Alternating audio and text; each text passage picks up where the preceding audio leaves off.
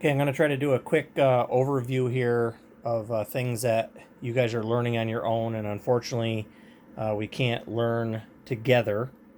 Maybe it'll be soon, and maybe it'll be never. But anyway, the current packet is number 15, the Middle East, and the most important thing to know: oil.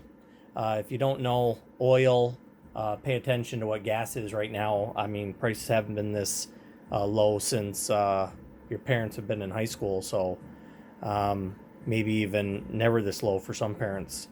But anyway, the Middle East, it's a European idea that it's in the middle because it's between where their colonies used to be and England or Europe. But there's reserves of oil around the world. Most of them are found in the Middle East. That's why this packet is so important. Oil, the prefix geo, meaning like planet, something like that. Geo, world. Okay. And actually, the U.S. is actually the world's top oil producer now in 2007, since 2017. Now, there's water also important for them, and the reason it's important is choke points. So, what can it do? It can close off an airway. So, choke points, you have throughout the Middle East, Crown Point's built on a choke point because you're able to close off travel, and that's why Crown Point was here. Over on 517, the Turkey, modern Turkey, with Kemal Ataturk, notice his name, the head Turk, and deciding to westernize. Of course, that means modernize, industrialize, etc. And so young people, they want to change. Young Turks. We've heard this before with young people. But there's a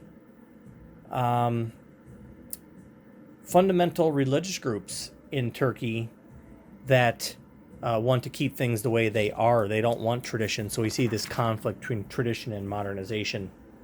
So the Young Turks eventually are replaced by the religious leaders. Or it can go back as it was the religious leaders. Now, the Jewish question, we have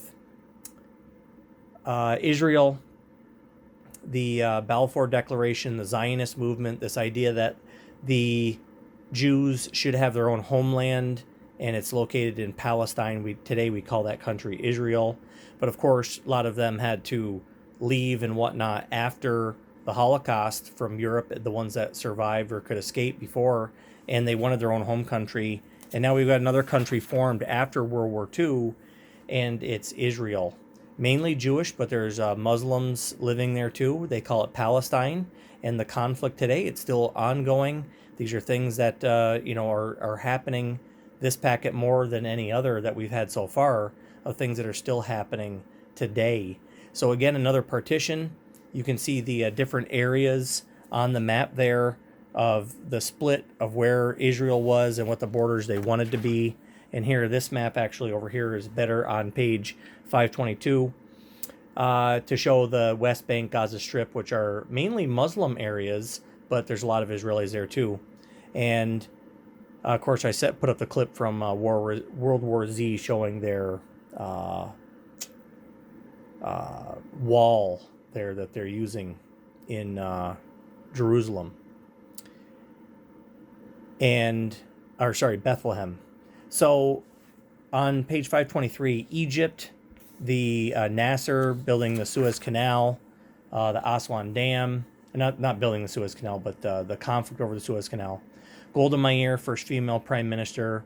Yasser Arafat, which is there on 524, has passed away, but he was a leader of a group called the Palestine Liberation Organization.